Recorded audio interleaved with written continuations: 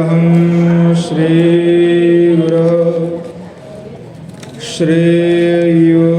श्रीयुतपदकमलं श्रीगुरोन् वैष्णवांश्च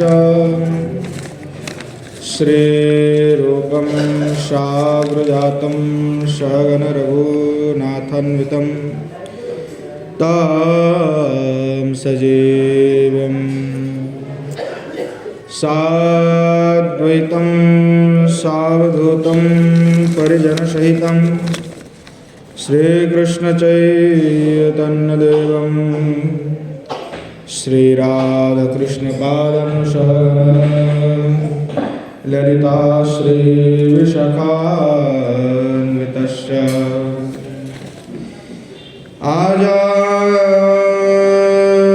आजानुलम्बितभुजौ कनकावदातौ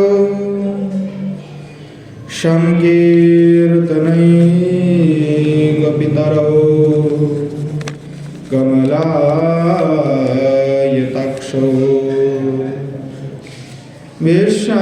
विश्वाम्भरौ द्विजवरौ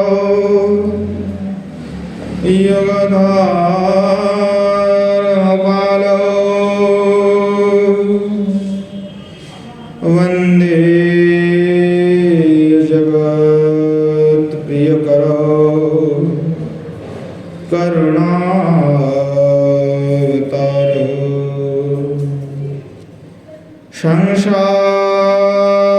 संसारदुःखजलधौ पतितस्य कामः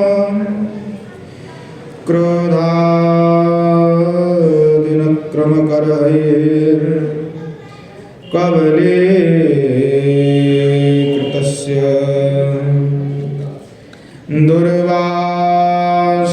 दुर्वासनानिगडितस्य निराश्रयस्य चैतन्यचन्द्रमदिहि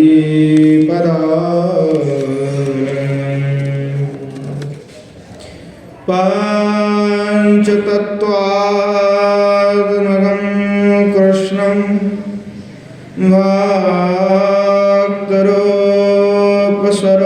भक्तरूपस्वरूपकं भक्तावतारं भक्ताख्यं नमामि भक्तशक्तिकम्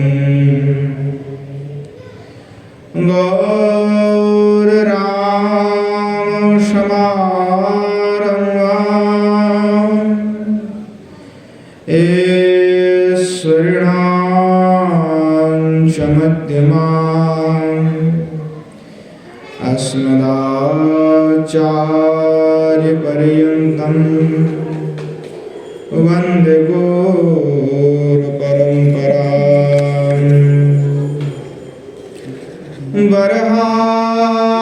वरहापीडं नरवरवपु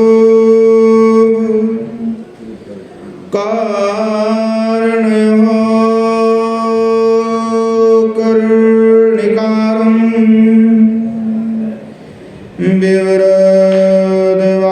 विवरदवासः कनककोविशं वैजयन्ते माला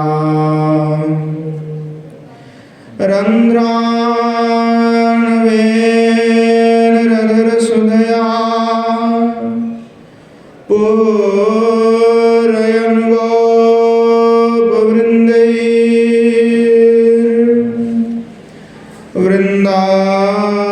गोपवृन्दैर्वृन्दारण्यं स्वपदर्वणं प्रविशा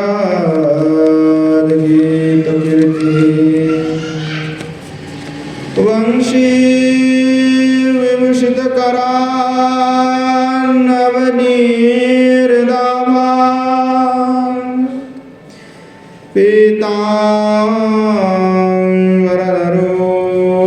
पीताम्बरधरोणबिम्ब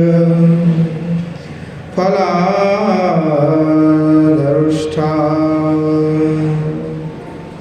पूर्णेन्दुसुन्दरमुखा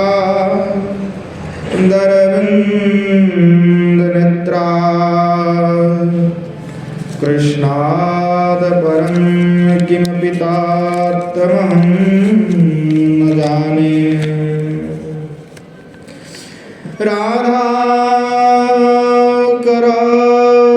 चितपल्लव वल्लरी के, राधा पदांक विलसन मधुरास्थली के, राधा यशो मुखरमत्त खगावली के, राधा बिहार विपिन रमता मनो में, विद्युल्लता विलसितानुपमांग कांते, वैदग्ध कारुण्य रसा पुलुतपादनेत्रा,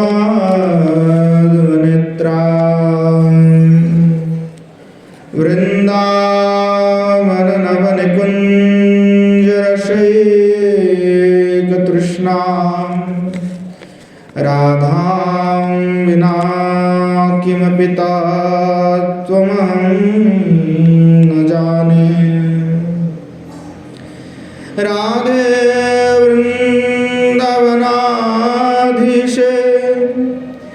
करुणामृतवाहिनी,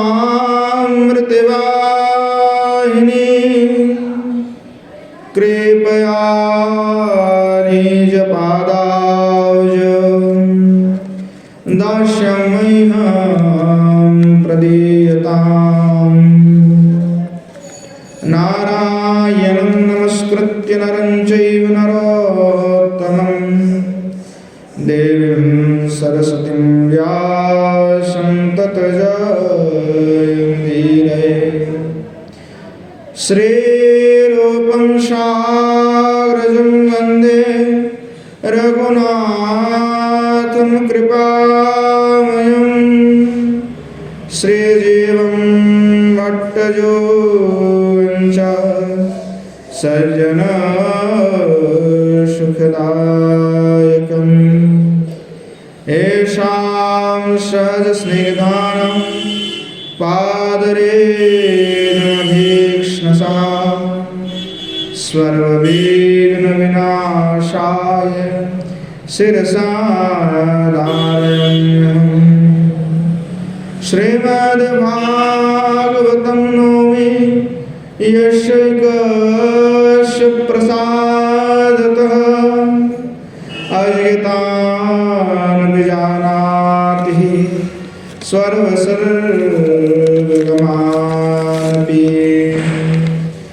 वृषारूढं उमाकान्तं सौम्यमीश सदाशिवं, हरिनामरसन्मत्तं नौमि गोपीश्वरं हरम्। वृन्दायै तुलसी देव्यै प्रियायै केशवस्य च, कृष्णभक्तिप्रदे देवी सत्यवत्यै नमो नमः। वाञ्छकल्पतरुभ्यश्च कृपासिन्धुभ्यैव च, पतितानां पावनेभ्यो वैष्णवेभ्यो नमो नमः। हरे कृष्ण कृष्ण कृष्ण हरे हरे, हरे राम राम राम हरे हरे। श्रीमन्महाप्रभु की जय, श्री युगल सरकार की जय, श्री कुशल विहारी भगवान की जय, श्री वृंदावन धाम की जय।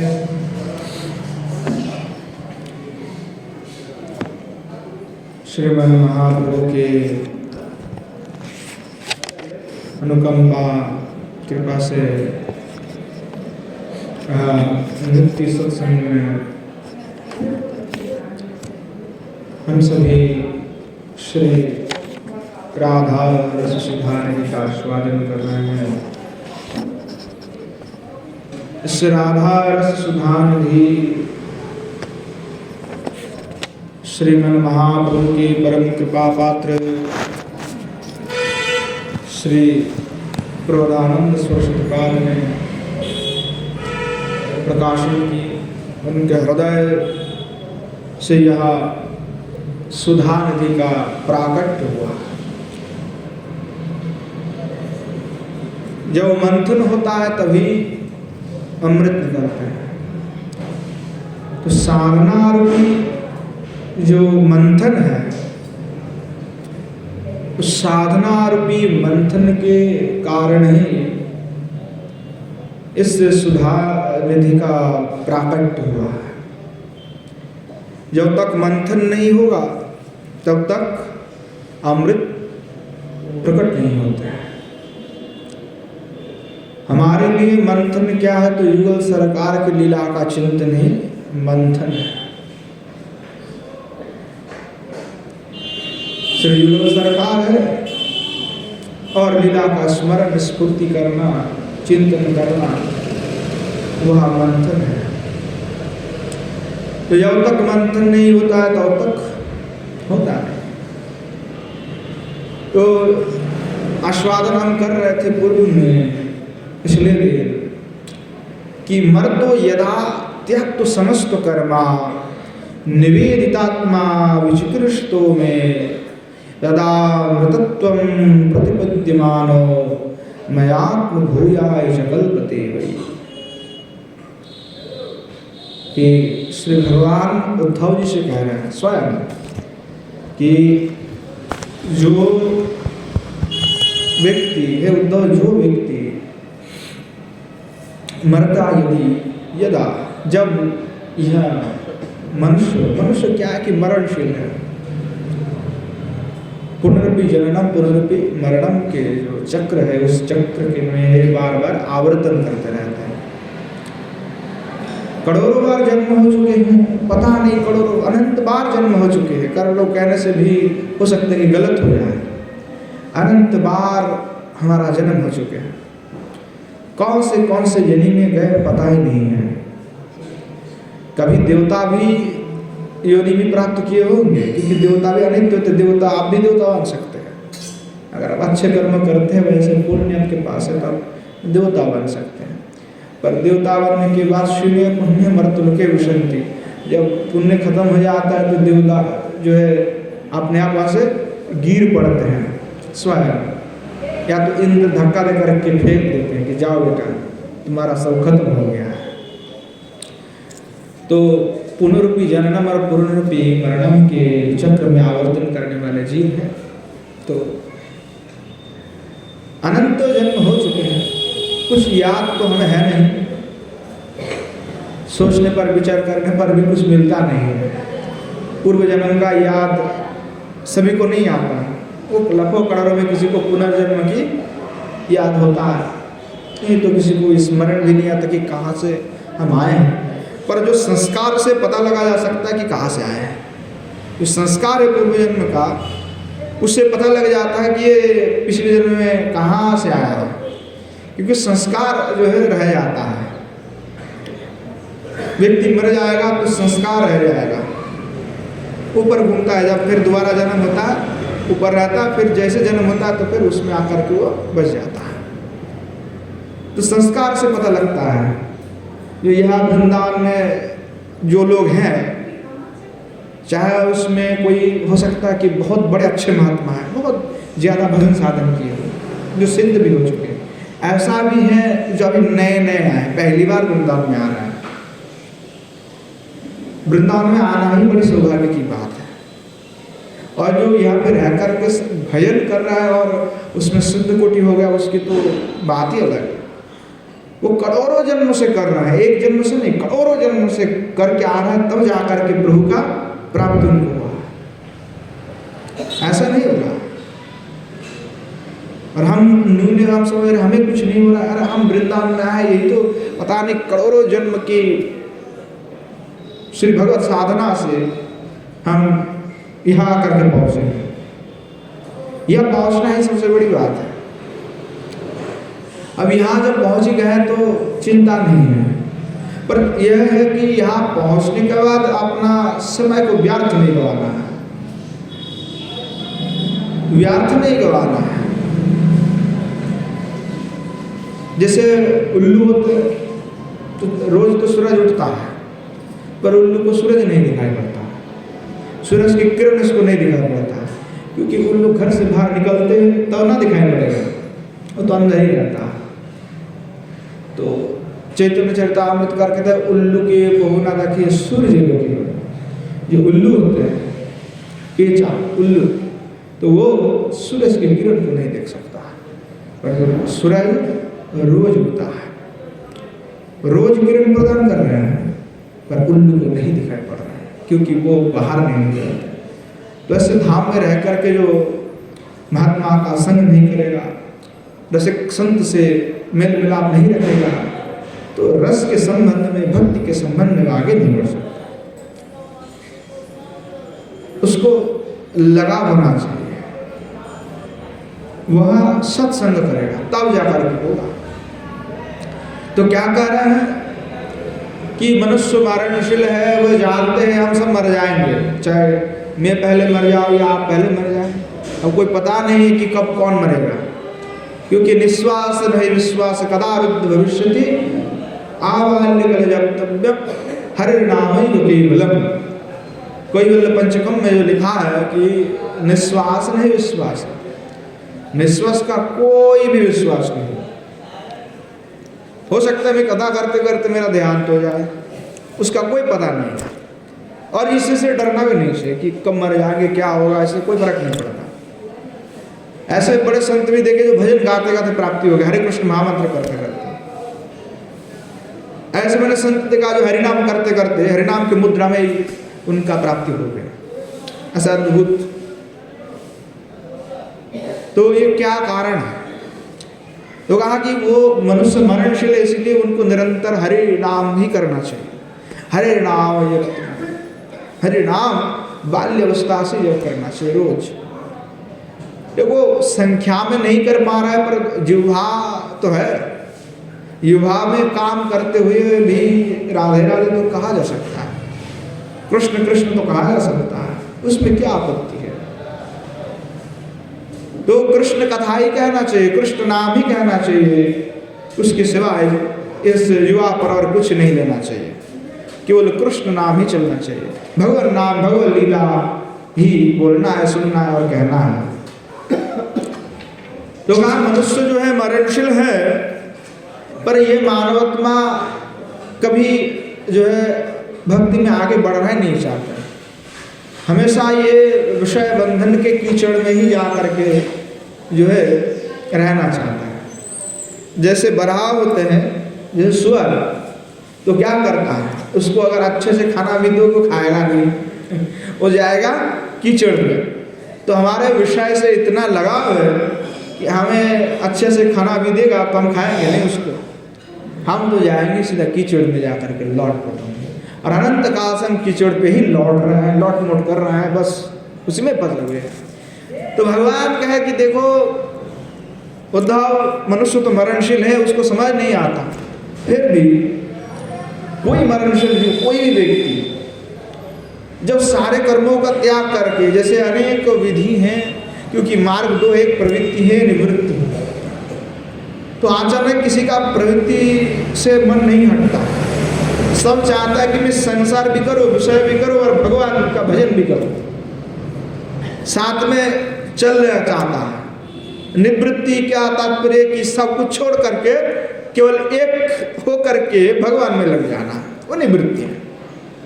और प्रवृत्ति क्या है कि पति भी है, पत्नी भी है, संसार है, बल बच्चा भी है, और हमारे रिश्तेदार है, फलाना है, संसार है, बिजनेस है, व्यापार है, इसके साथ थोड़ा सा ठाकुर जी का सेवा है, कभी संत की सेवा, कभी गौ सेवा, तो क्या है, प्रवृत्ति में रह करके सेवा करना है।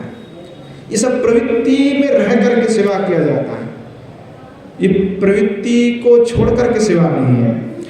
प्रवृत्ति को छोड़ करके जो सेवा करते वो किसी वस्तु का अपेक्षा नहीं रखते। जैसे रूप सनातन गोसाई पाद पूरा निवृत्ति मार्गी है, कोई आश्रम नहीं, कोई गौशाला नहीं, कुछ नहीं, केवल निवृत्त है, केवल एकमात्र भगवान की उपासना करते, बाकी श्रद्धा सबका करते, पर कोई आसक्ति नहीं रखते, पूर्णतः निवृत्त है। और प्रवृत्ति क्या है कि विषय में भी रहना है, भगवत भजन भी करना है। अब प्रवृत्ति में कई लोग अधिक प्रवृत्ति में हैं, कई लोग कम प्रवृत्ति में हैं, कि जिसको ज़्यादा टाइम विषय में देता हो, कुछ समय भगवत सेवा में देता हो। और कुछ लोग ऐसे हैं कि ज़्यादा समय भगवत सेवा में देता हो और भगवत सेवा के लिए कुछ प्रवृत्तियाँ भी कर लेते हैं, कि विषय से ताल्लुक रखना पड़ता है, संबंध, ताकि ऐसा आश्रम चले, मठ मंदिर चले, तो चलेगा भी नहीं। तो पूर्ण रूप से निवृत्ति होना सबकी बस की बात नहीं है। तो भगवान ने इसलिए दो मार्ग दे दिए कि भाई प्रवृत्ति भी है और निवृत्ति भी है, और प्रवृत्ति करते करते ही निवृत्ति में व्यक्ति आएगा। ऐसा नहीं कि अचानक किसी को कहा जाएगा कि तुम भाई अभी 2 लाख हरि नाम जप कर लो, वो नहीं कर सकता, उसका मन नहीं बैठेगा। और अगर उसी को कहा जाए कि भाई तुम 1 बार हरि नाम किया करो, 2 दिन बाद कहा जाए नहीं तुम थोड़ा बढ़ाओ, बढ़ाते बढ़ाते देखना एक दिन वही जो आप आज ही दे रहे थे 1 लाख हरिनाम करने का, वो 2-3 महीने के बाद वो 1 लाख हरिनाम करना चालू कर देगा, समय निकाल लेगा वो। पर पहले दिन में बोल दोगे कि 1 लाख करना तो हिल जाएगा, महाराज नहीं हो पाएगा हमसे, वो डर के पहले ही भाग जाएगा। तो मनुष्य मरणशील, इसलिए 2 मार्ग हैं, प्रवृत्ति है, निवृत्ति है। पर यह भगवान प्रवृत्ति वाले के लिए नहीं बोल रहे हैं, निवृत्ति वाले के लिए बोल रहे हैं। प्रवृत्ति वाले जो होते हैं, जब तक निवृत्ति में नहीं आएगा तब तक वो गुणातीत नहीं हो सकता, तब तक वो पूर्ण रूप से समर्पण में भगवत चरण में नहीं हो सकता, जो प्रवृत्ति वाले हैं। तो इसलिए कहा निवृत्ति वाले के लिए कहा कि जो समस्त कर्मों का परित्याग कर दिया, अर्थात ना तो वो कोई देवोपासना करेगा, ना किसी ग्रह आदि की अपेक्षा रखेगा, केवल और केवल भगवत चरण को छोड़ करके और किसी वस्तु का उसका आशय नहीं रहेगा, केवल भगवत सेवा ही करेगा। तो ऐसे अगर कोई व्यक्ति सारे कर्मों को त्यागते हुए केवल मेरे प्रति आत्मसमर्पण हो जाए, तो भगवान उसे ज्ञानी योगी जो भी हैं इन सब से श्रेष्ठ बनाते हैं, अधिक वैशिष्ट संपन्न बना देते हैं भगवान। और अधिक वैशिष्ट संपन्न बना करके उसको अमरत्व प्रदान कर देते हैं। अमरत्व का तात्पर्य कि मेरा दास्य निकटतम है, भगवान का दास्य से श्रेष्ठ और कुछ नहीं है। दास्य में जो जाना, दास्य तक प्राप्ति बहुत बड़ी बात है। माधुर्य आदि तो और भी हाई लेवल है, ऊपर स्तर की बात है। तो कहा कि उसको मैं अमरत्व देता हूँ, आत्मभूत कर देता हूँ। तो आत्मभूत करने का तात्पर्य है कि गुणातीत कर देता हूँ मैं। तो जो मुझे किसी ने एक बार प्रश्न किया था कि भागवत जी में सुखदेव जी का परीक्षित के ऊपर अंतिम उपदेश था कि जो है तुम स्वयं को ब्रह्म मानो और ब्रह्म हो जाओ, ब्रह्म से मिल जाओ, तुम स्वयं को ब्रह्म मानो। तो मुझे पूछा कि भाई महाराज जी ये बताइए कि ये जो ब्रह्म है, तो हम तो वैष्णव हैं, हम तो ब्रह्म से कोई हमारा मतलब नहीं है, और हम ये नहीं भी मानते कि आप ब्रह्म हो सकते हैं, क्योंकि जीव कभी ब्रह्म हो ही नहीं सकता। ये यहाँ पे तात्पर्य क्या है? तो ये जो तात्पर्य वहाँ पे है कि जैसे भगवान ने कहा कि ईश्वर सर्वभूतानां में सब में हो, इसमें सूक्ष्म रूप में बहुत ही 10,000 चूल के बाल के जो अग्रभाग की 10 सहस्र भाग की एक भाग है, उसी भाग के स्वरूप ही भगवान जो है सबके अंदर है। रामानुज सिद्धांत में उल्लेख है, शास्त्र में भी ये उल्लेख है। तो सब में परमात्मा जो है आत्मा रूप में विराजमान है।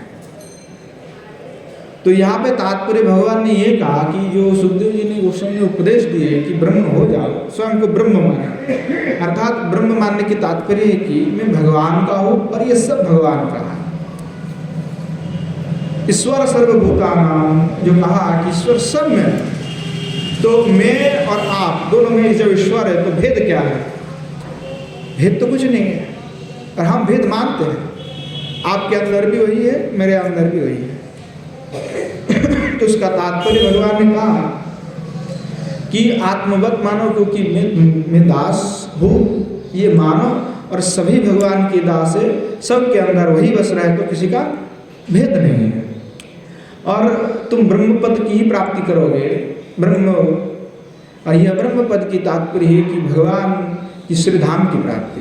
और यही पे जो कहा कि अमरत्व को प्राप्ति करना, मोक्षों को प्राप्ति करना, अर्थात गुणातीत बना करके भगवान अपने पास ले लेते हैं। तो जब गुणातीत हो जाते हैं व्यक्ति, गुण अर्थात सात्विक, राजसिक और तामसिक जो गुण है, गुणत्रय से जो अपरिच्छिन्न हो जाता है, भिन्न हो जाता है, वो भगवत तुल्य हो जाता है, वो भगवत तुल्य हो जाता है। इसीलिए महाभागवतों को कभी कभी संबोधन अर्थ में भगवान शब्द से संबोधन किया जाता है।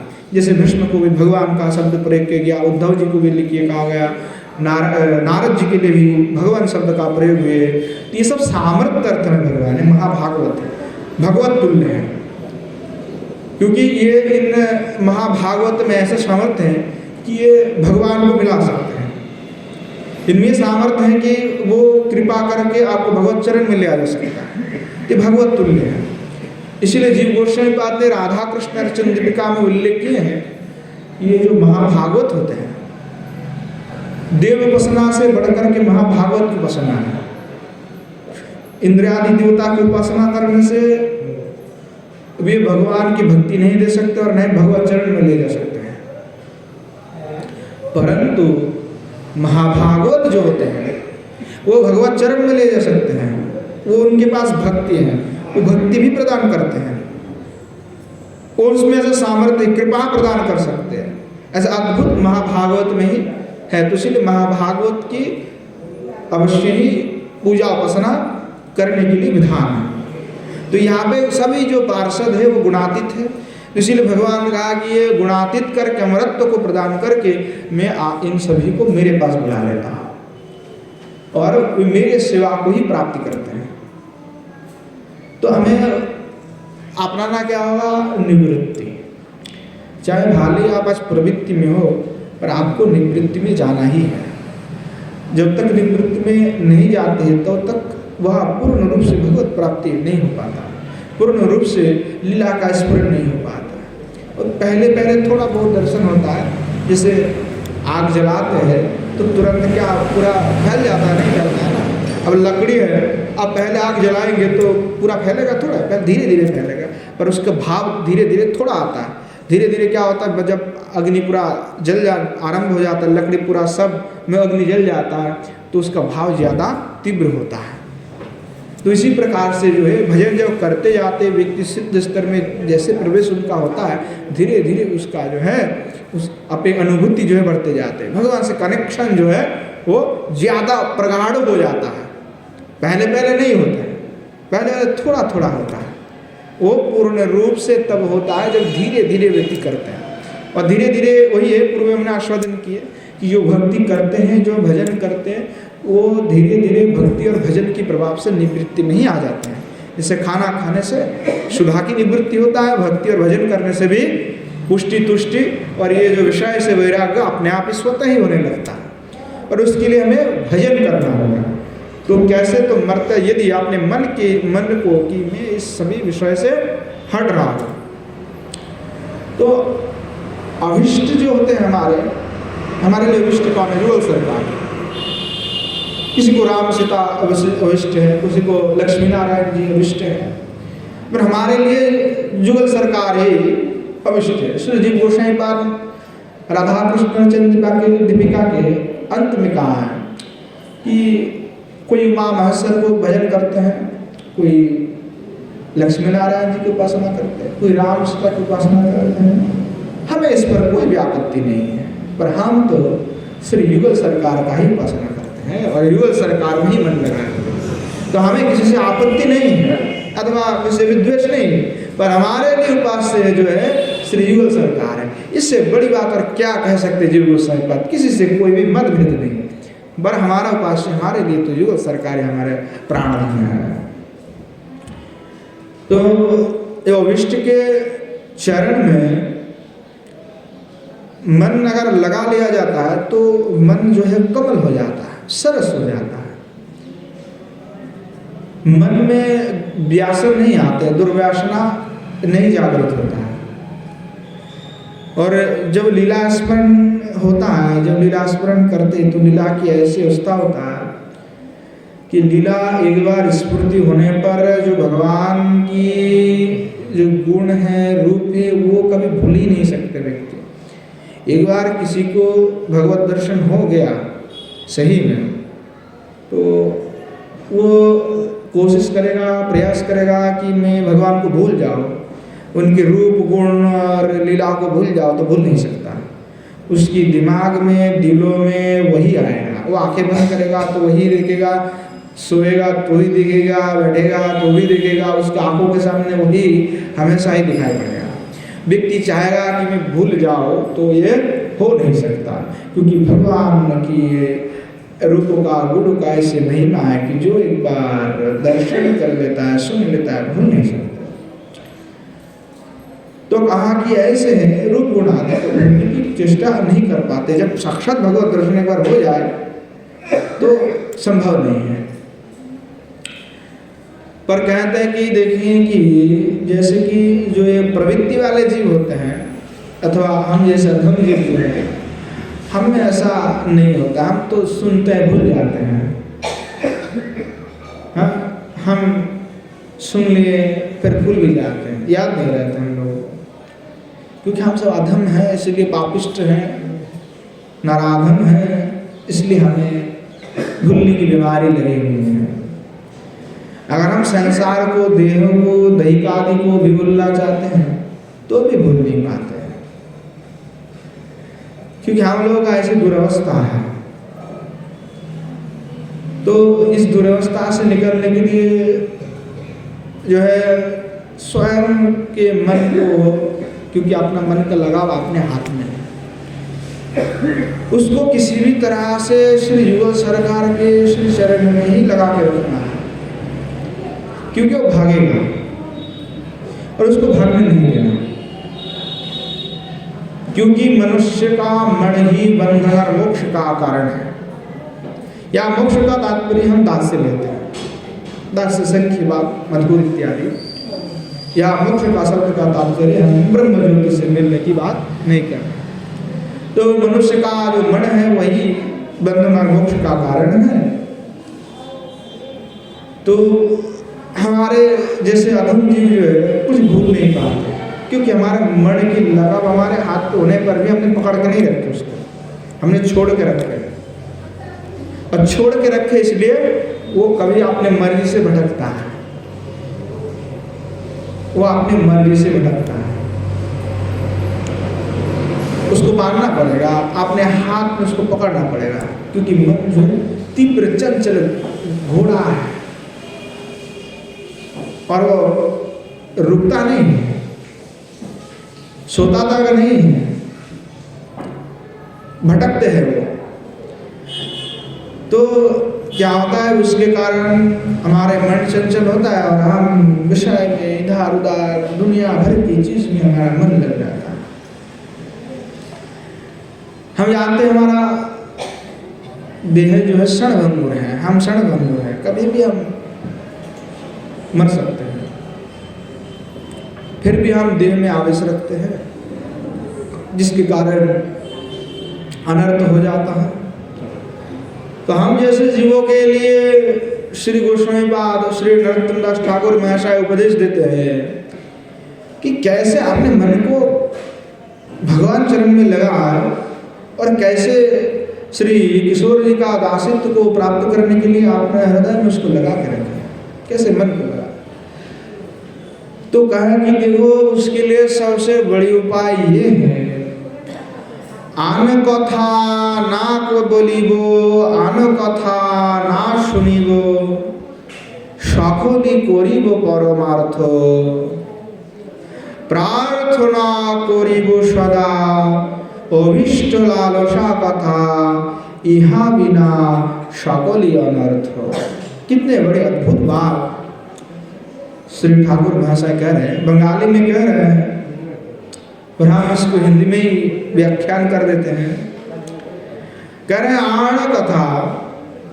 आण कथा का तात्पर्य क्या है कि भगवत कथा से भिन्न जो भी कथा है वो सब आण कथा है, अर्थात वो कथा आण कथा, दूसरी कथा है, फालतू की बकवास, और लोगों को उसी में मजा आता है, चुगली करने में, किसी की निंदा सुनने में, किसी की निंदा करने में, किसी के विषय में कुछ गलत अफवाह फैलाने में, और किसी के विषय में कुछ गलत अफवाह फैलाओ तो उसको कैसे और हम फैला दे, इसमें बड़े हम माहिर होते हैं और उसको अच्छा भी लगता है।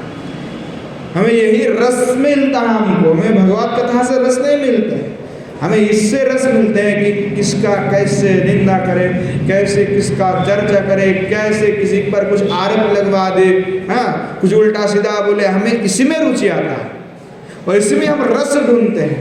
निंदा का एक रस होता है, जैसे विरह का एक रस है वैसे निंदा में एक रस है।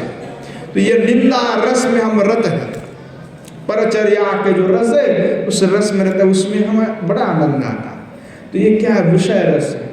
महाप्रभु भी यही क्या, ग्राम्य कथा ना सुनिबे, ग्राम्य कथा ना बोलिबे, और वही वाक्य श्री ठाकुर महाशय कह रहे हैं, आन कथा तत् कृष्ण कथा। यहाँ तक हमारे गोस्वामीपद ने कहा कि युगल सरकार की लीला विलास चिंतन छोड़ करके कुछ दूसरा सुनना ही नहीं है, हमें रासमंच अध्याय सुनना है बस। विश्वनाथ चक्रवर्तीवाद आदि सभी ने ग्रंथ लिखे, दशम स्कंद पर जो है बड़े बड़े आचार्य ने केवल दशम स्कंद पर टीका लिखी। बोले कि पूछे कई लोग कि महाराज दशम स्कंद पर ही क्यों टीका लिखे, बाकी काहे क्यों नहीं लिखे?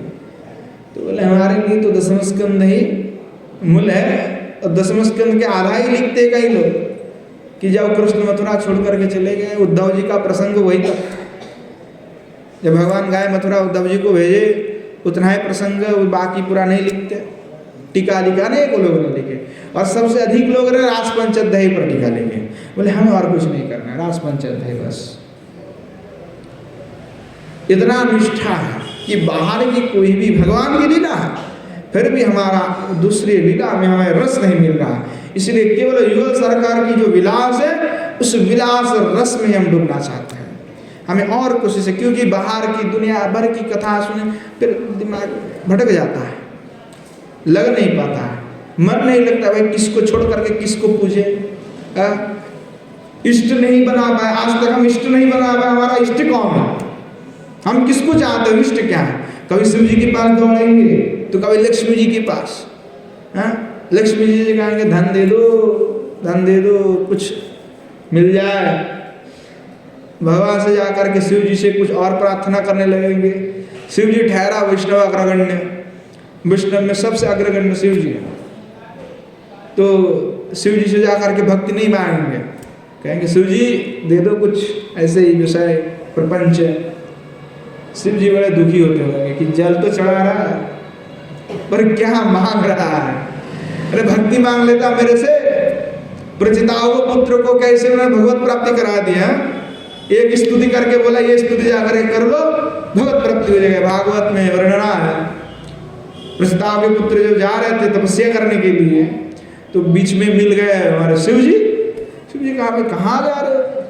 बोले ऐसा है कि हमारे पिता ने आज्ञा दी है तपस्या करने के लिए, आके जो है संसार करना है। तो शिव जी बोले ठीक है कोई बात नहीं, कहाँ जा रहे हो? बोले नारायण की तपस्या करने। अच्छा नारायण की भजन करने जा रहे हो? तो शिव जी ने कहा चलो मैं एक गीत स्तव सुना देता हूँ, इसी स्तव का तुम नित्य पाठ करो, तुम्हें भगवत प्राप्ति हो जाएगा। शिव जी ने देखो कितने शिव जी खुश होते हैं कि कोई अगर श्री भगवान की उपासना करने जाते तो शिव जी बड़े उसके ऊपर प्रसन्न हो जाते हैं। कहते भाई मेरा उपासना नहीं करो मत करो कोई बात नहीं, तुम मेरे गुरु जी का उपासना करो। शिव जी का गुरु कौन है? शंकरषण देव। शंकरषण देव जो है शेषनाग, वो जो है शिव जी के गुरु जी हैं। तो कहा कि भाई हमारे संकर्षण देव का भी गुरु कौन है? उसी भगवान कृष्ण है, विष्णु है, वही है। तो कहा कि भाई तो उनकी उपासना कोई करने जा रहा है तो मैं तो उससे बड़ा प्रसन्न हूँ, इसलिए मैं प्रसन्नता से कह दिया कि स्तव करो, इससे तुम्हें भगवत प्राप्त हो जाएगा। तो हम क्या है, तो कभी इधर भटकते कभी उधर भटकते, पर मांगते भक्ति नहीं, कुछ और विषय मांगते, जिसके कारण देवता भी हमारे ऊपर कुपित है, प्रसन्न नहीं है। तो देवता एक बंधन में लगे हुए कि उनको कोई उपासना करते तो फल देना पड़ता है, एक बंधन है उनका। जो देवता होता है कोई उपासना करेगा तो तत् अनुरूप फल देना पड़ेगा उसको, क्योंकि भगवान ने ऐसा बना के दिया है। सबके लिए अलग अलग विधि व्यवस्था है कि भाई तुम जल के देवता हो, तुम वर्षण के देवता हो, हाँ, तुम धन के देवी हो, तुम विद्या के हो, तो सबके पास बंधन है। तपस्या करेगा तो देना पड़ेगा फल तत्क्षणात्। शक्ति है, मंत्र का शक्ति, इसी के प्रभाव से देना पड़ता है। जब क्या हुआ था कि जब जो है परीक्षित जी का देहांत हो गया, जब उन्होंने छोड़ दिए लोग, तो उनके पुत्र थे, उन्होंने सर्प यज्ञ आरंभ किए थे कि सारे सर्प को आहुति देना आरंभ कर दिए थे। तो तक्षक जो है डर करके चले गए इंद्र जी के पास कि हमारा रक्षा करो। तो तक्षक को बुलाने पर भी मंत्र से आ नहीं रहे थे। तो ऋषियों ने कहा कि आ नहीं रहे थे, क्या करे? तो राजा ने कहा कि भाई इनको करो इंद्र के साथ स्वागत। तो सब मुनि ऋषियों ने मंत्र पढ़ना आरंभ कर दिए। तो इंद्र का सिंहासन डोलने लगे, इंद्र सहित तक्षक गिरने लगे थे। तो इंद्र ने कहा कि भाई तुम चले जाओ, छोड़ दिए उनको, मंत्र का इतना प्रभाव होता है। तो वो गिर पड़ा, पर बाद में उनको बचाया लिया गया है। जो है कि मंत्र का इतना प्रभाव होता है, तो जो तपस्या करते मंत्र है, स्तुति है, फल देना पड़ेगा उनको। पर देवता से प्रसन्न नहीं होते, वो कुपित होते हैं और भी कि बेचारा जानबूझ करके वही हमसे मांग रहा है जो नष्ट हो जाएगा। कुछ भक्ति मांग लेता, कुछ ये कहता कि भगवान में मेरा मति हो जाए तो भी हम कुछ कर लेते, पर हम विषय मांगते हैं। आज तक हम अपना इष्ट नहीं ढूंढ पाए कि इष्ट कौन है हमारे लिए, अभिष्ट कौन है। क्योंकि अभिष्ट एक होता है, बहुत नहीं होता है। अभिष्ट एक ही होता है। पति कितने होते हैं? एक ही तो होता है, हजारों होता है। तो हमारे लिए इष्ट तो एक ही होना चाहिए, चाहे किसी का भी करे, चाहे वो राम सीता करे एक होना चाहिए, चाहे वो लक्ष्मी नारायण जी का करे एक होना चाहिए। अगर वो मति इधर उधर उधर, फिर वो नहीं हो पाएगा, मन उसका नहीं लगेगा। इसीलिए जो है, जो इधर उधर भटकते फिरते उसका कभी एक में मन लगता है नहीं है। इसलिए वैष्णव संप्रदाय में विष्णु तत्व ही है। देखिए, चारों वैष्णव संप्रदाय में विष्णु तत्व का उपासना है, अलग अलग ग्रुप में। रामानुज संप्रदाय में जो है लक्ष्मी नारायण जी की उपासना है, और वहीं से निकल करके रामानंदी संप्रदाय भी बने हैं, तो उनमें श्री सीताराम की उपासना है। और जो है माध्य है, तो माध्य में बाल गोपाल की उपासना है, विष्णु भगवान बाल स्वरूप का, कृष्ण का, और विष्णु उपासना भी है। और माध्य से निकले जो गौड़िये हैं, तो उनमें युगल सरकार की उपासना है। सारे के सारे विष्णु तत्व ही है, कहीं पे भटकेगा नहीं कोई भी, स्वरूप मात्र भिन्न है। वल्लभ संप्रदाय में उनके वात्सल्य रस के है, तो निम्बार्क में भी युगल सरकार का उपासना है। तो जो हर जो संप्रदाय है उनमें विष्णु तत्व का उपासना है, पर अलग अलग स्वरूप में है, पर वो एक दूसरे से भिन्न है, मत का भी भिन्न है, पर उपासना का जो एकता है वो एक ही है, अलग अलग नहीं है कि किसी दुनिया भर के हम उपासना करते रहे। तो उससे क्या होता है, वो मन भटकता है। अभिष्ट एक होना चाहिए। तो आपने अभिष्ट को ढूंढ के लेना है कि हमें कौन सा अभिष्ट चाहिए, और जो अभिष्ट होगा मन में, जिनके लिए लोभ होगा कि हमें युगल सरकार के लिए लालच है, कि हमें सीताराम जी की सेवा करना है, जिनके प्रति लोभ लालच रहेगा, उन्हीं के प्रति प्रेम जगाना है, उन्हीं के प्रति निष्ठा रखना है, और वही संप्रदाय, वही गुरु से जाकर के अपना दीक्षा लेना है, ताकि हमारा अभिष्ट एक बने रहे। तो अभिष्ट को चिंतन करना, वही अभिष्ट की लीला कथा ही श्रवण करना है। अविष्ट की लीला कथा को आस्वादन करने से उनका मन में अच्छा लगेगा, आस्वादन होगा। अविष्ट से भिन्न कथा सुनेगा तो वो मन को प्रसन्नता नहीं दे सकता। इसीलिए कहा कि आन कथा ना सुने, वे भगवत कथा सुनो। भगवत कथा से भिन्न कोई भी कथा ना सुनो ना कहो। अब सुन तो लिए पर कहने के लिए तो हम कुछ दूसरी बात कह रहे हैं। गोसाई बात कह रहे हैं कि आन कथा ना सुनिबो सकली करिब परमार्थ।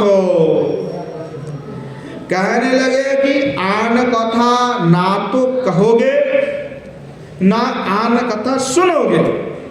भाई अपना मन को कैसे लगाए? तो गोसाई बात दे रहे सिद्धांत, कह रहे कि मन को भगवत प्राप्ति अगर करना है तो हम दे रहे उपाय। आन कथा कृष्ण कथा से भिन्न कुछ मत सुनो, कुछ देखो और कुछ ना कहो। जो भी सुनना है, जो भी करना है, जो भी देखना है वो परमार्थ देखना है। इसको छोड़कर के कुछ देखते हो, कुछ सुनते हो, कुछ कहते हो तो उसका प्रभाव आपके मन के ऊपर पड़ेगा।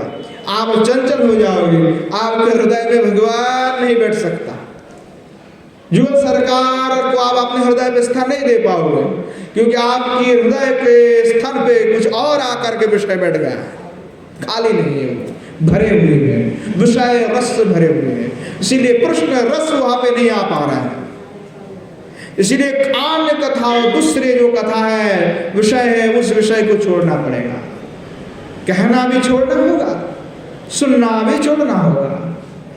देखो किसी का निंदा चर्चा करने से कोई फायदा नहीं, नुकसान ही नुकसान है। शास्त्र कहते हैं किसी का निंदा करोगे तो उसका जो दोष गुण है तो तुम्हारे में आएगा। चाहे आज नहीं, काल नहीं, परसों नहीं, एक दिन आएगा, कुछ दिन में आ ही जाएगा, उल्टा आपके पास लौट के आएगा। तो इसमें नुकसान है। आप नुकसान क्या है? दूसरे के निंदा करोगे तो अपना, महाप्रभु ने कहा कि ग्राम्य कथा ना कोई भी ना सुनोगे। इससे क्या होगा? एक तो आप किसी का निंदा करोगे, अपराध है, पाप है। एक तो आपका अपराध लग गया, दोष लग गया किसी दूसरे के चरण में। दूसरा क्या है? आपका स्वयं की समय बर्बाद हुआ। तीसरा क्या दिक्कत है? इसका प्रभाव बाद में आपके ऊपर भी पड़ने वाला है। तो क्या भूत, भविष्य, वर्तमान तीनों काल में ही आपका क्षति हो गया। आपने आपका बर्बाद आपने कर लिया स्वयं का। तो व्यक्ति कहता है नहीं, मैं विषय से मैं ग्रस्त हूँ, मैं मोह से। अरे मोह से कोई ग्रस्त नहीं, आप सब जानते हैं। ये सब नहीं जानते हैं कि हम जो है आत्मा है, हम देह नहीं है, सब जानते। कौन नहीं जानते? तो आप कैसे मोह में फंस रहे हैं? मोह में तो स्वयं आप फंस रहे थे। आप तो जानते हैं ना कि मैं ये शरीर नहीं हूँ, जानते हैं ना। तो जानने के बावजूद भी अगर वो कर रहे तो वो क्या किसी के द्वारा, माया के द्वारा आ रहा है कि स्वयं फंस रहे हैं? तो स्वयं फंस रहे ना, स्वयं की दिक्कत है। तो जानते हैं कि ये ऐसा नहीं करना है, फिर भी हम कर रहे हैं। तो शास्त्र क्या कर रहे हैं? इसलिए इन सारे चीजों से आपने आपको छुड़ाना है। ना तो हमें अपना समय बर्बाद करना है, ना ही हमें किसी के श्री चरण में अपराध करना है, ना ही हम ऐसा कुछ करेंगे जिसका प्रभाव हमें अभी पड़े या भविष्य में पड़े या पूर्व में जो हमने किया है उसका भी प्रभाव पड़े। तो ये छोड़ना होगा, तब जा करके मन लगेगा, भगवत चरण में मन बैठेगा। इसीलिए हमारे उपासना इतने व्रत आदि करने का फल भी नहीं मिल रहा है। इतने व्रत आदि कर रहे हैं, इतने सब कुछ लगे हुए हैं, फिर भी हमारा मन क्यों नहीं शांत हो रहा है? क्योंकि हमने ये चीज नहीं छोड़ी। हमने कोई भगवत भिन्न बात कहना भी नहीं छोड़े, सुनने भी नहीं छोड़े, और जो है अपना समय बर्बाद करके बैठे हुए हैं। तो इसलिए हमारे ऊपर कोई प्रभाव नहीं पड़ रहा है भगवत कथा का। भगवत कथा का कोई प्रभाव इसलिए नहीं पड़ रहा है, हम तो उसी रस में रसिक हैं। हमें होना चाहिए था कृष्ण रस में रसिक, हम रस हो गए निंदा रस में रसिक, परिचर्या के रस में रसिक। तो तब तक नहीं हो सकता। मानो भगवत कथा हम सुन रहे और हमारा मन किसी और जगह में चल रहा है, अमर विषय रस में डूबे हुए हैं। तो आन कथा आन वाक्य को ना कहना है ना सुनना है, केवल कृष्ण कथा ही सुनना है, कहना, आस्वादन करना है। बोले प्रार्थना पूरी विश्वदा, अब प्रभु से करना तो प्रार्थना ही करना है। कभी ये दे दो प्रभु, वो दे दो, फलाना दे दो, ये सब नहीं मांगना है। मांग करके क्या करोगे? लेके जाओगे क्या मरने के बाद साथ में? कुछ तो लेके नहीं जाओगे भाई। खाली आदमी आए थे, खाली आदमी जाओगे। चलो साधु लोगों को कपड़ा तो नसीब हो जाता है, गृहस्थी को तो कपड़ा भी नहीं देते। हाँ, तो बड़े अद्भुत हैं, जानते सब। तो क्या कहें कि प्रार्थना करना है। क्या प्रार्थना करें? अभीष्ट लालुष कथा, कि हम प्रभु आपकी सेवा करना चाहते हैं। हमारा ये अभिष्ट है कि आपके श्री चरणारविंद का ऐसा हम सेवा करना चाहते हैं कि आप बैठे हैं, हम आपकी सेवा करना चाहते हैं। कभी तो व्याजन करना चाहते हैं, पंख करना चाहते हैं, हवा है? कभी आपकी जल सेवा करना चाहते हैं, आपकी श्री चरण का सेवा करना चाहते हैं। आप जहाँ भूषण करते मंदिर का प्रांगण झाड़ू लगाना चाहते हैं, उस प्रांगण के मार्जनी रूप में हम बनना चाहते हैं। वह सब दिव्य, वहाँ पे जो भी ये सब मूर्तिमंत हो सकते हैं। वहाँ पे वृक्ष भी मूर्तिमंत हो सकता है, वहाँ पे हर अलंकार भी मूर्तिमंत हो सकते हैं, उसमें अलौकिक शक्ति है। तो प्रभु आप इस रूप से आपकी सेवा करना चाहते हैं। कब हमारा मन वृंदावन में लगेगा, कब हम रस में डूब जाएंगे, कब जुगल सरकार की दर्शन होगा, कब आपकी सेवा करेंगे, कब निकुंज में आप बैठे होंगे तो निकुंज का मर्जन आपके सामने करेंगे, कब आप फूल से माला को गुन करके आपके श्री गले में देंगे। ऐसा अद्भुत अद्भुत जो अभिष्ट है, वो अभिष्ट लालसा जो है वही प्रभु से प्रार्थना करना है, किशोर से। उसको सिवाय कुछ और प्रार्थना नहीं करना। यहाँ तक भगवत प्राप्ति हो जाए, आप कृपा कर दो, यह तक नहीं कहते। केवल अभिष्ट लालसा है कि कब आप कृपा करोगे, कृपा करो, ऐसा नहीं है, कृपा कब करोगे, कब होगा ऐसा सौभाग्य, कब होगा।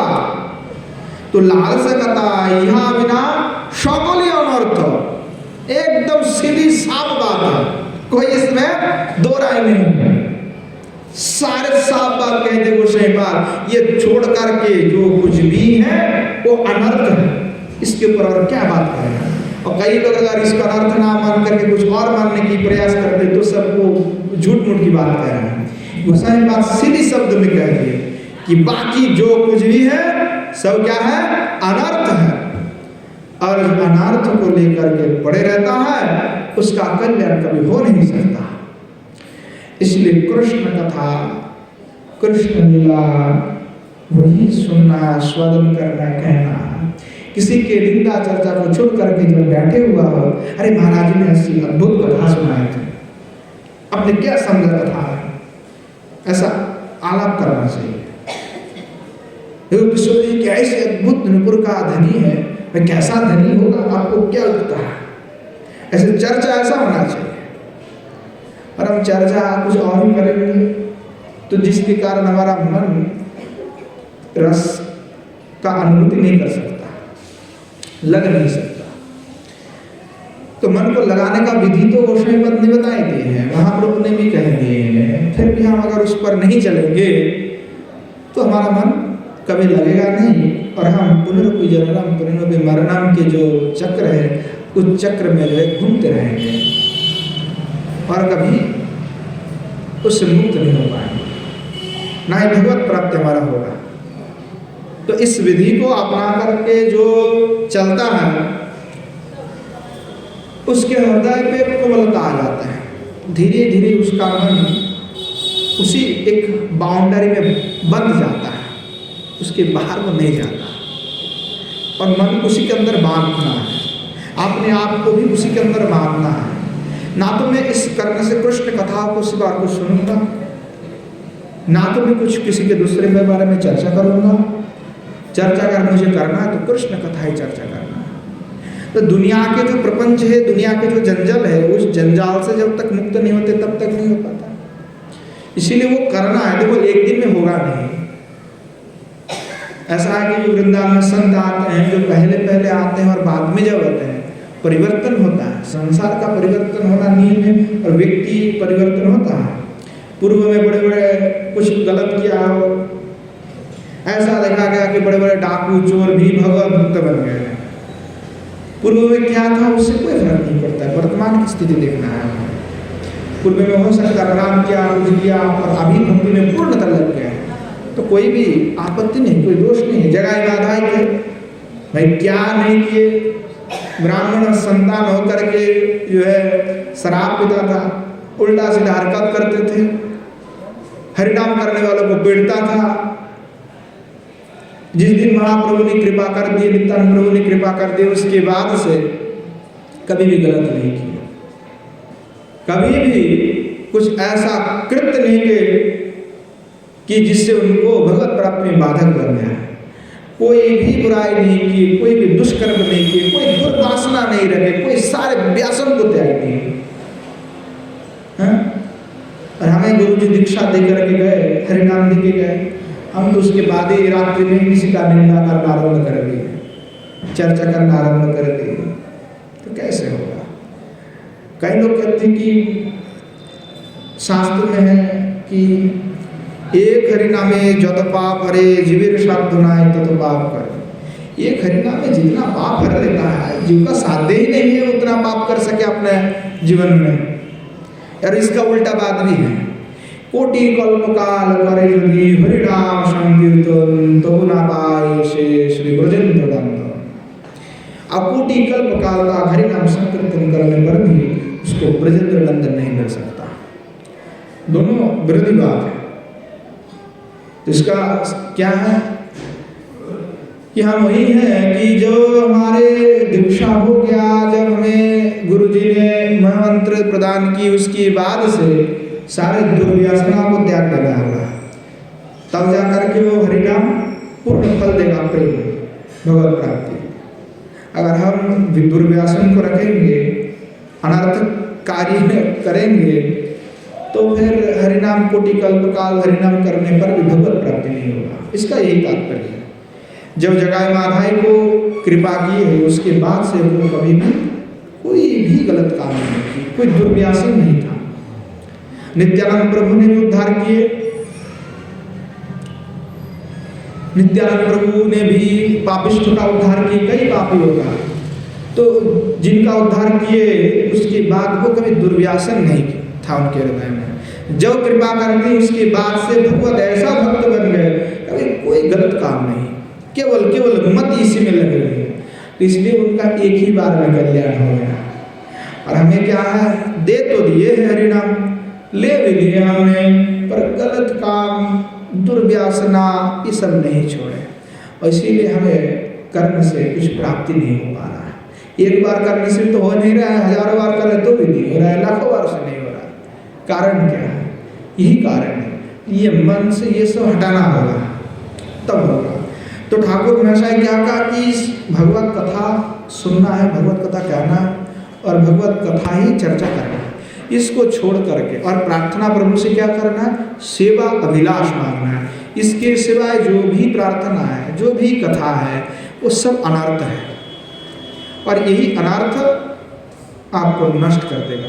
अब देखो, भजन करने से भी अनर्थ होता है, भजन उत्थित अनर्थ करके 4 प्रकार के अनर्थ है। उस 4 प्रकार के अनर्थ में एक अर्थ है भजन उत्थित अनर्थ, कि भजन करने से अनर्थ आता है। कैसे आता है? भजन करने से तो भगवत प्राप्ति होना चाहिए। बोले नहीं, पहले जब भजन करोगे तो अनर्थ आएगा। अनर्थ क्या? कि लोग आपके पास आएंगे, आपका बड़ा प्रचार हो जाएगा, करोड़ों लोग आपके पास आएंगे, चेला बन जाएंगे हजारों, तो आप इसमें अनर्थ नहीं है, बहुत बड़ा अनर्थ है ये। इतने प्रपंच में फंस जाएगा वो।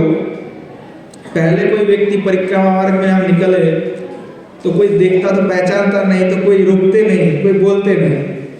अब पहचान हो गया तो जैसे लगाते, अरे महाराज जी जा रहे हैं, महाराज जी जा रहे हैं।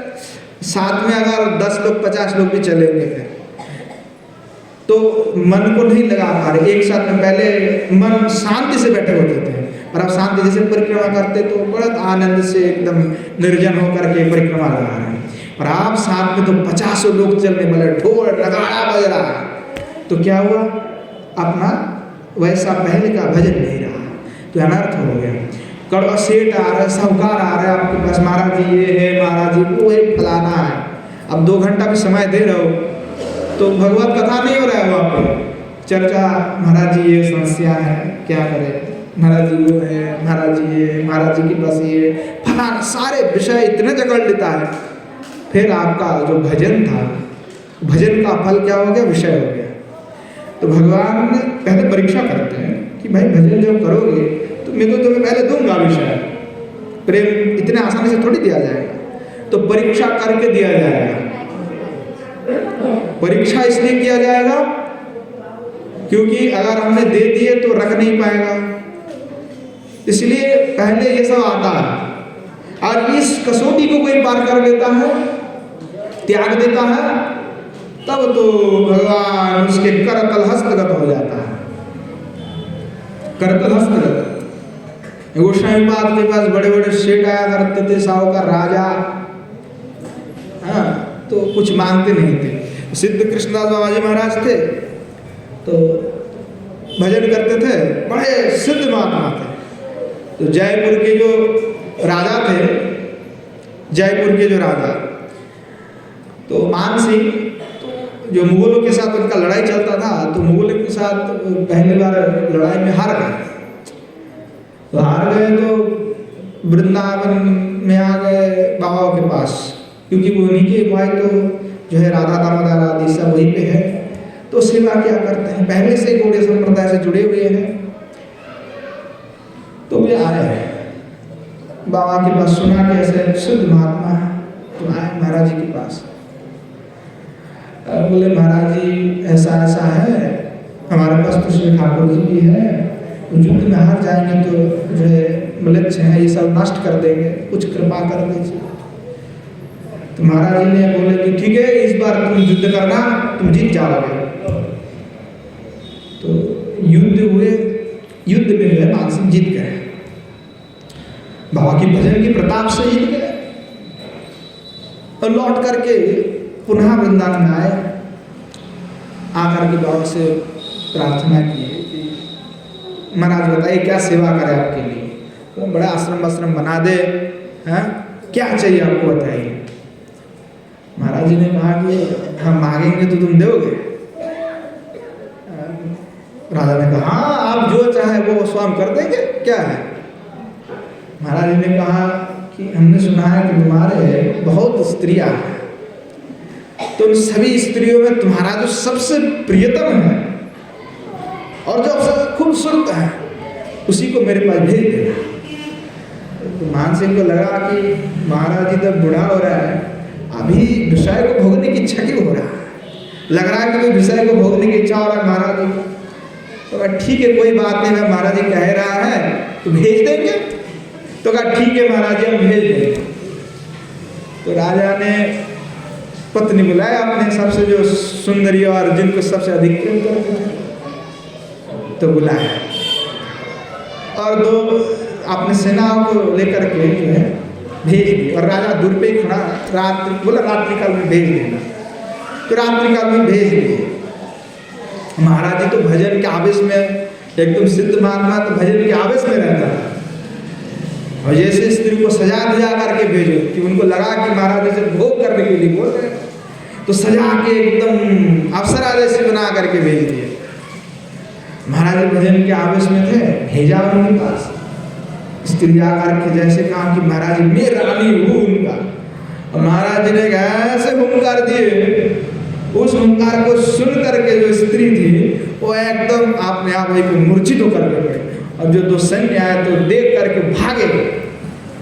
राजा से जाकर राजा पूछे क्या हुआ क्या हुआ, बोले महाराज जी तो भजन कर रहे थे, जब इसकी आपकी रानी गई तो महाराज ने ऐसा हुंकार दिए इससे रानी तो वहीं में पतित हो गई। अब राजा बड़े कि अभी चलो कोई बात नहीं, प्रातः काल में जाएंगे। तो राजा जो है प्रातः काल में सैन्य के साथ आए, देखे कि वो स्त्री अभी भी वहीं पे ऐसे मूर्छित दशा में पड़े हुए, और महाराज जी पूरी रात में भजन की। तो जब उनको उठा, प्रातःकाल में जब उठी तो अपना सब भूल गए, इसने कहा भगवत भक्त बन गए, ऐसा प्रभाव है।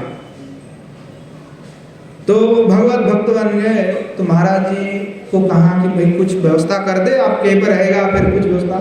महाराज जी बोले नहीं, कुछ नहीं, ये सब भगवत प्राप्ति के लिए अनर्थ है। तो स्त्री जो है उनका इतने बड़े संत के प्रभाव से जब भक्तिमती बन गए तो महाराज जी को बोले कुछ हमारे लिए क्या आ गया है, ये जो हमारे जो सोने हैं ये सबसे हम सेवा करना चाहते हैं, इससे सेवा करेंगे। तो महाराज जी ने कहा राजधन से सेवा नहीं हो सकता, ये जो धन है इस धन से सेवा नहीं हो सकता। तो कहा क्या करे, तो फिर तो कैसे जीवन निर्वाह करेगा ये? तो बोले वृंदावन में जो घूटे होते गोबर, उस गोबर से घूटे बना हाथ से धपा धपा करके, और उसी को बेच करके जो 2-4 पैसा आएगा उससे अपना पूर्ण जीवन निर्वाह करने का, माधुपुरी वृत्ति अपना लो। महाराज जी ने आज्ञा दे दी। वो स्त्री जो है राजा की पत्नी हो करके वो ब्रज में ऐसे ही माधुपुरी और ऐसे करके जीवन निर्वाह करने लगे। तो कहने की तात्पर्य कि महाराज जी राजा से कोई विषय नहीं मांगे, विषय नहीं मांगे, विषय देने के लिए आएगा तो भी विषय को लेना नहीं है, क्योंकि भजन करेगा तो विषय आएगा, बड़े बड़े लोग आएंगे आपके पास, पर ये सब अनर्थ है। इस अनर्थ में कुछ भी नहीं रखा है। इसलिए गोस्वामी पाद ने कहा कि हमारे देह और मन जो है हमेशा विषय को भोग करना चाहता है और अनर्थ में डूबे रहना चाहता है। इसलिए इस अनर्थ युक्त बातों से, इस अनर्थ बात ना कहना है ना सुनना है, सेवा प्रार्थना करना है। तो कैसे अद्भुत है महात्मा प्रार्थना कर रहे हैं। ठाकुर महाशय के हृदय कैसे दिव्य भाव में जो है भावित है कि हरि दुहु लावनी दुहु संभाषण सुनि सखी आखी श्रवण जुड़ाए मन। ये जो है मैं तो ये चाहता हूँ कि श्री युगल सरकार की दोनों का ऐसा अद्भुत दर्शन हो और दोनों एक दूसरे से हास्य प्रयास कर रहे हैं और वो हास्य प्रयास को सुन करके मेरा मन देख करके उनके दर्शन से मेरा आंखें जो है जैसे पानी पीने से हमारा प्यास बुझ जाता है, तो बोले आंखें का जो प्यास है वो प्यास बुझ जाएगा और हमारे जो कर्ण है वो श्री युगल सरकार की दोनों के हास्य प्रयास को सुन करके मेरा कर्ण भी जो है एकदम पूर्ण रूप से तृष्णा ही उसका हट जाए, जैसे कि परिपूर्ण में सुनकर और कुछ नहीं सुनना है, मेरा हृदय का संताप हो जाए, सब कुछ एकदम भूल करके वही में मन तन सब उसमें लग जाए। तो श्रीपाद भी, श्री परमानंद सरस्वतीपाद भी ऐसे महात्मा है, जैसे ठाकुर महाशय प्रार्थना कर रहे हैं वैसे ही इनका भी है। तो नित्य सिद्ध स्वरूप में श्री गोस्वामी पाद का लीला का स्मरण हुआ। श्री भगवान वंशिका नाद कर रहे थे तो किशोर जी में उन्मत्तता पहले हुआ, तब जैसे किशोर जी उन्मत्त हो उठी, विवसांगी हो गई, तो श्रीपाद ने श्री कृष्ण कथा उनको सुनाया। कृष्ण कथाओं का गाय से किशोर जी जो थोड़ा जो उनका विवसांगी थी वैसे चैतन्य हो गए, स्फूर्ति हो गई उनका। तो क्या हुआ, जो चिंतन लीला स्मृति का जो है हुई गोस्वामी पाद को किंकरी के रूप में, तो उसी अवस्था में देखे कि किशोर जी जो है वंशी के धनी से श्रीमती किशोरी जी बड़े ही उन्मत्त हो रहे हैं, क्योंकि पहले कृष्ण कथा सुनाई तो चैतन्य उनका आया और फिर वे थोड़ा ठीक तो हुई, परंतु जैसे कृष्ण और भी ज्यादा वंशिका वादन करने लगे तो किशोर जी पुनः जो है विवसांगी होने लगी, चंचला होने लगी। तो कृष्ण कथा की जो सहायता से अब फिर पुनः जो कृष्ण कथा कहने लगे तो किशोर जी फिर विवसांगी से चंद मतलब थोड़ा सा सामत उनमें आ गए कि चल सके ऐसे। तो किशोरी जी को तुरंत विसार के लिए गमन ले जाना, विसार के लिए, इसलिए तुरंत जो सखियाँ मंजरियाँ है वो सभी जो है किशोर जी को सजाने लगे। सभी लोग मिल करके श्री किशोर जी को है सजाने लगे। और किशोर जी की जो सेवा है सब मिल करके करने लगे। तो श्रीपाद भी जो है वह सेवा में लगे हुए हैं। तो कुछ सखियाँ जो कृष्ण कथा सुना रही हैं किशोर जी को, और कुछ सखियाँ मिल करके, किंकरियाँ मिल करके किशोर जी को सजा रही हैं। तो आपने हाथों से जो है श्रीपाद श्री किशोर जी को वेशभूषा पहना रहे हैं, कुछ अलंकार। तो किशोर जी का ऐसा भाव है, अवसांगी वसांगी है, तो जैसे गहना अलंकार आदि जैसे पहनाती है वस्त्र भूषा, तो किशोर जी आपने हाथों से सब फेंक देती हैं, क्योंकि अब कृष्ण का वंशिका धनी से उनका जो चंचलता है अस्थिर हो उठ रही है, इसके कारण जो है हाथ पैर को इधर उधर लोटपाट होने लगते हैं, छूटने लगते हैं। तो इससे क्या होता है, जो अलंकार पहना तो छूट के फेंक देते हैं किशोर जी, तो उलट पलट सब कर देते हैं। तो महाजन गाते हैं, राय साजे बाँशी बाजे पड़ी गেল উলো কি করিতে কি না করে সবে হইল ভুলো মুকুর আচড়ি রাই বাঁধে কেশভার पाए बाधी फूलेरो माला ना करे विचार। हाँ, ऐसा लोटपट कर रहा है कि किशोर जी जो है फूल की माला गले पे पहनाना था तो पैर में किशोर जी पहन रही है। करेते नुपुरो परे जंघे परे ताड़ गलेते किंकिनी पर कोटी तटिहार चरणे काजर परे नयने आलता हियार ऊपर परे वंकराज माता। वर्णना कर रहे हैं कि जब अभिसार के लिए इतना लोग किशोर जी का अस्थिरता है, वंशीवादन भगवान कर रहे हैं, तो इतनी अस्थिरता इतनी चंचलता कि अपने हाथ को जो इधर उधर कर रहे हैं लोटपाट हो रहे हैं। अब लोटपाट हो रहा तो किंकरी सजाएगा कैसे, सजा भी देगा तो किशोर जी खुल करके इधर उधर पहन लेती है, उलट पलट कर देती है सब कुछ। तो क्या उसका वर्णना कोई महाजन करे, कैसे दशा है किशोर जी का कि राय साजे, राय यानी हमारे किशोर जी जो है रा, तो राय साज सज रहे हैं किशोर जी।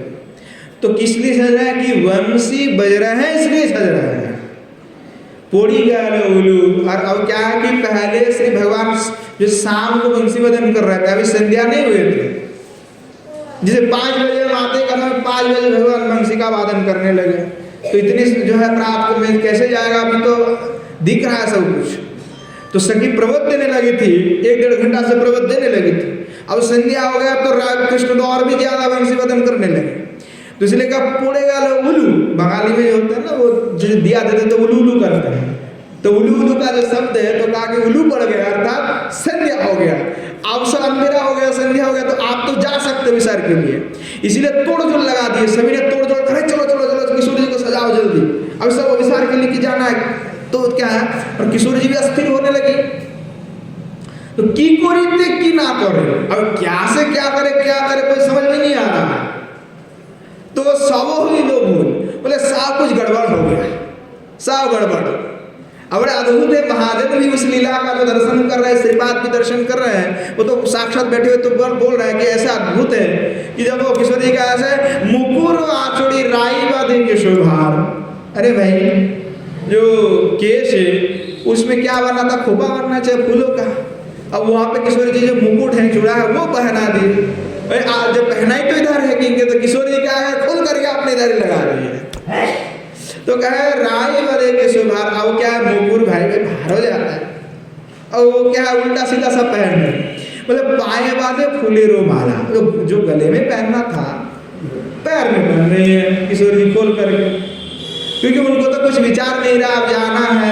जो लोटपाट किशोर जी जब किंकर ये पहना रही है ठीक, तो किशोर जी खोल के स्वयं उल्टा पलटा पहन लेती है। तो कहे कि कोई विचार नहीं कर रहे हैं। करेते नुपुरो परे जंघे परे ताड़, कि भाई जो नुपुर कहाँ पहनते हैं? पैर में पहनते हैं, तो श्री चरण में नुपुर पहनना चाहिए था, तो नुपुर जो है वो कर में पहन रहे हैं।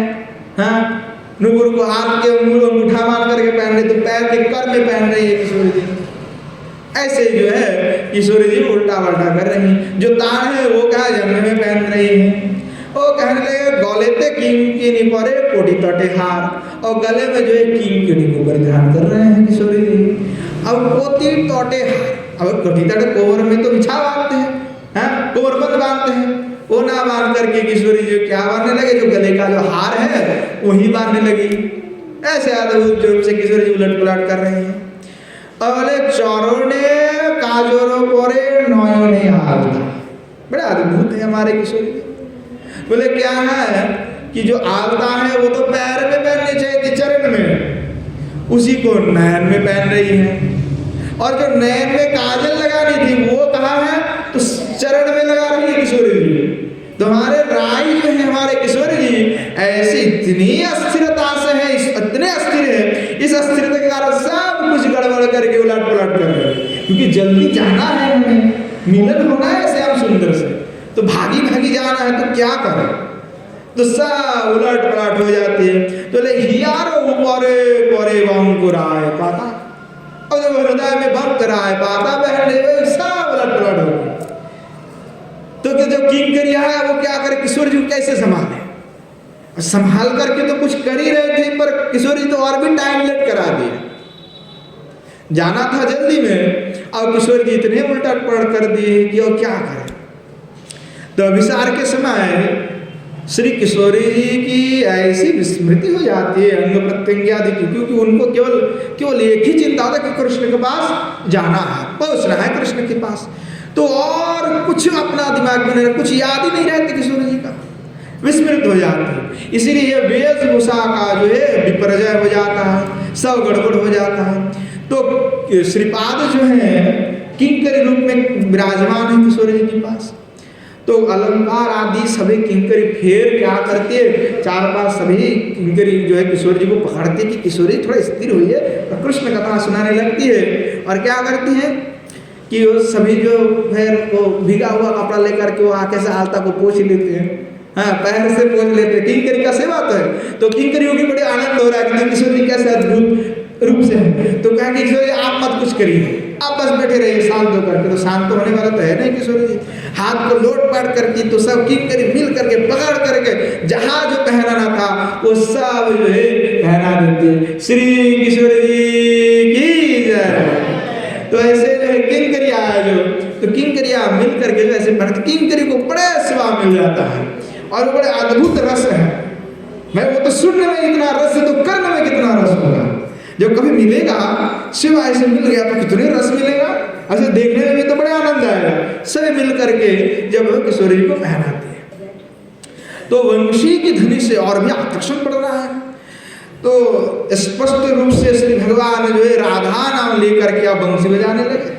पहले तो आ करके बजाते, अब राधा राधा कह करके पुकार रहे किशोरी जी को, पुकार रहे कृष्ण कि भाई आ जाओ और कितने लेट कराओगे।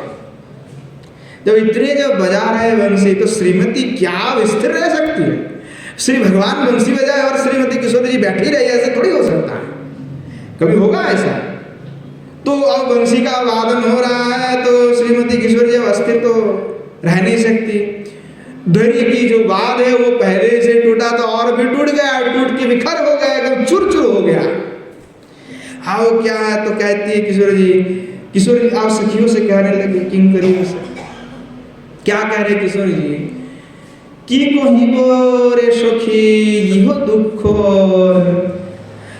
वाशी निश्वास गरले तनुभर हट संगे पेट हुए श्रवण कमाज तई खाने विगलित तनु मन लाज विपुल पुलक परी पुए देह की कहिबो रे सखी इहो दुख आर।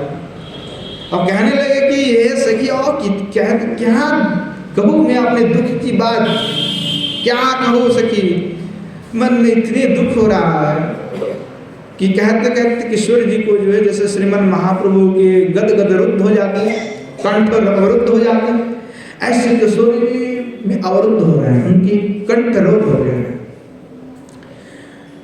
और कहते हैं कि जो वंशी बजाने वाले जो मोहन वंशीधारी है, उनकी दर्शन के लिए जो है अब किशोर जी जो है एकदम अधीर हो गए, अधीर हो गए।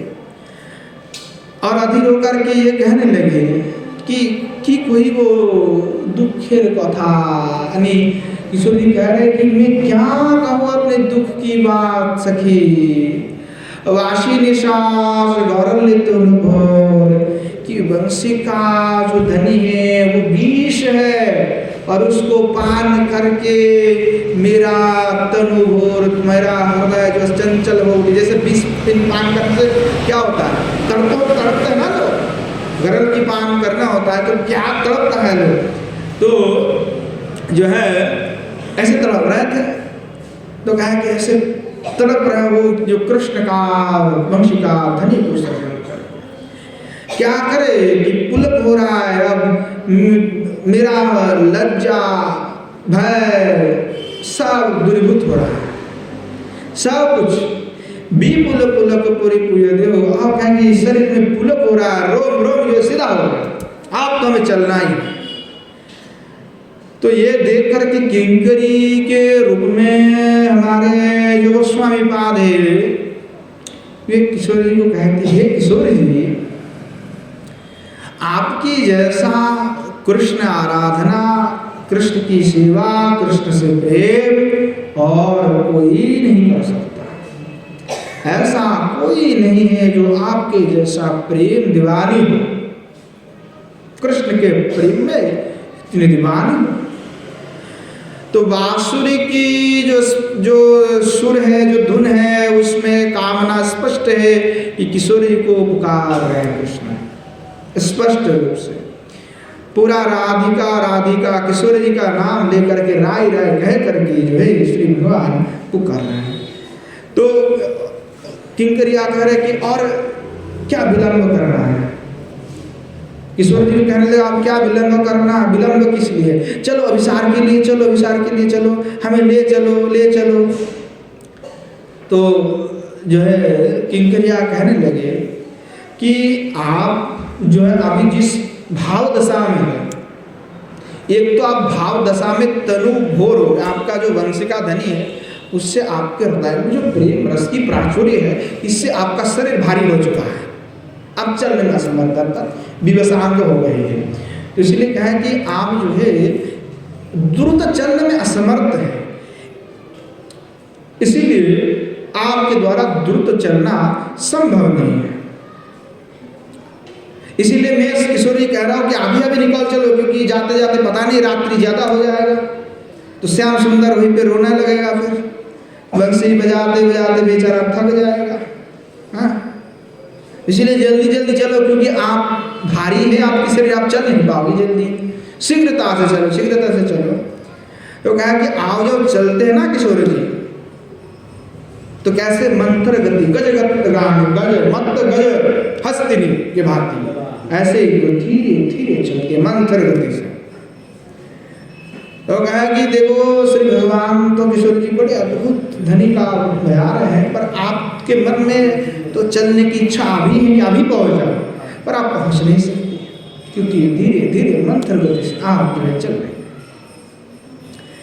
तो कहने लगे कि किशोर जी अभी आप चलिए, शीघ्रता से चलिए, किंकरिया जो कहने लगे, और तुम्हारे आपकी जो आने की जो धनी है, नुपुरों का धनी है, आपके चलन की जो धनी श्री भगवान को सुनाई पड़ेगा, तो भगवान आपकी धनी को श्रवण करके बड़े भगवान जो है बड़े आनंदित हो जाएंगे। आप जब चलेंगी तो कहे नितंब की कांची धनी को सुन करके भगवान जो है चौंक उठेंगे। तो ऐसे अद्भुत रूप से उसका जो है वंदना कर रहा है। गोविंद लीलामृत में श्री गोरा गोस्वामी पाद इसका वर्णना कर रहा है। राधा श्रोणिर्यं शमान पुलिनै सत्या कवेर गीर्यं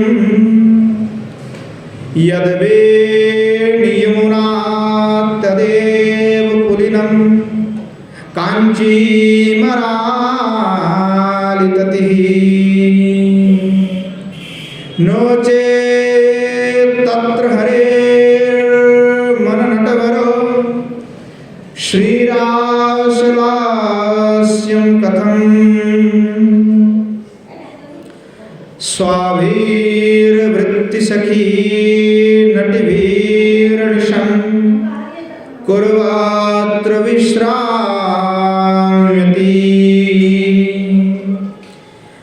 कि कहने लगे किशोर जी जो है आप जल्दी शीघ्रता से चलिए, नहीं तो आपकी शरीर की भार से आप जो है चल नहीं पाएंगे। तो कहने लगे हे किशोर जी आप जब चलेंगे तो आपकी आने की जो ध्वनि है, आप जब पवन बहेगा तो उस पवन से उत्थित जो हवा है आपकी शरीर का जो दिव्य सुगंध है उसको सूंघ करके श्री भगवान बड़े प्रसन्न हो जाएगा, आंखों हो उठेंगे।